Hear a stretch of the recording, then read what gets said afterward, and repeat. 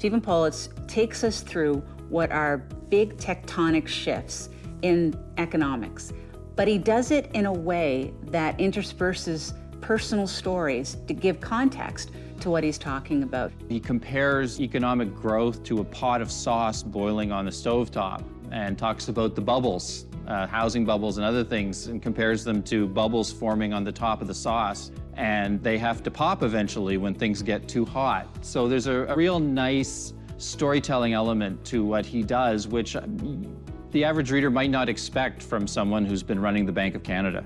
So the book is telling us that we're likely to see a rising tide of volatility and risk. And in fact, if we look over the years prior to COVID, you didn't need convincing that volatility seemed to be on the rise.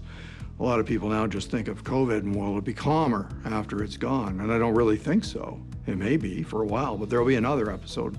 Well, here we are. We've got an invasion of Ukraine. It's not about predicting those things, but understanding the forces underneath that make them interact and give us big outcomes that are problematic for the economy. Stephen Poloz is laying out a roadmap, not just saying things are bad, people are aging, there's economic inequality and all these types of things. It's also saying, here's what we need to do, and here's some suggestions for businesses, for public policy makers, for politicians to help chart the future so that things don't have to be so dire and we can actually be prepared for when things go awry. And we know historically, and this is the lesson of the book, yeah, it's had two sides. All the volatility is positive and negative.